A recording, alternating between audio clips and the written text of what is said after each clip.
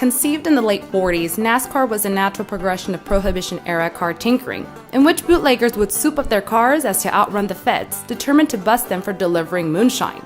To this day, it has been a white-dominated sport, but NASCAR is determined to change that, and in 2004, they introduced the Drive for Diversity program. Hey everyone, it's Ozzy Moore. Today I'm in Avondale, Arizona at the Ticket Guardian 500 NASCAR weekend. In this episode, I'll be introducing you, Brehanna Daniels, the first African-American female to pit a car.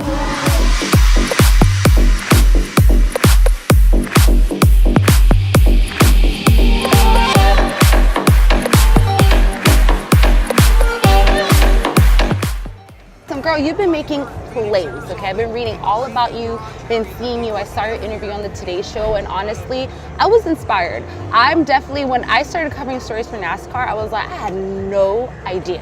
Tell me how it was for you. I know that you come from the same thing. You played basketball. Yes. Talk to me about your story. So this wasn't the path that I grew up, wanting to pick.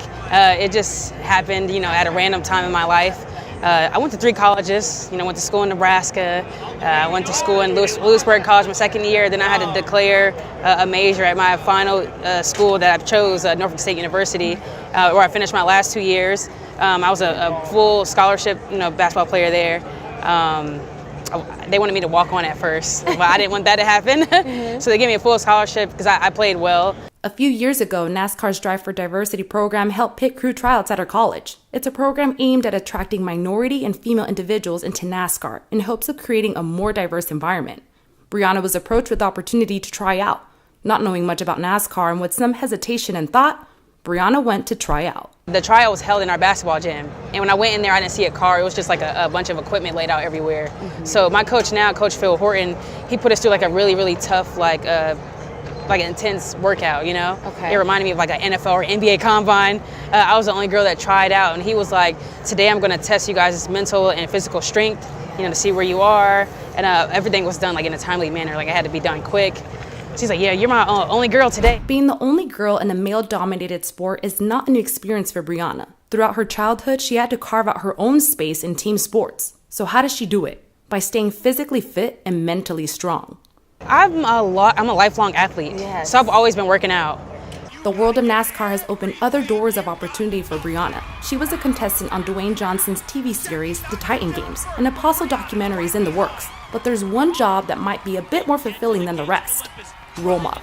Being able to do something that hasn't been done before, I'm just glad to be in this position, because I'm paving the way for others, not even just for people that look like me, adult men, women, little boys, little girls, it's all good. And they come up to you? Yes. What do they tell you? People like on Facebook too, like I have a fan page, just like on Instagram, people's parents just sending me pictures of their daughters, like, oh, my daughter wants to be like you, look at her change my tire, and I see those pictures, I'm like, aw. I don't even know how to change a tire. But watching your video, I'm like, I need to learn, like ASAP. Yeah, and the people using me for their Black History Month projects, like when I first saw that last year, like I cried. I remember I was in IHOP in Vegas, and I saw like the first picture of this girl named Isabel.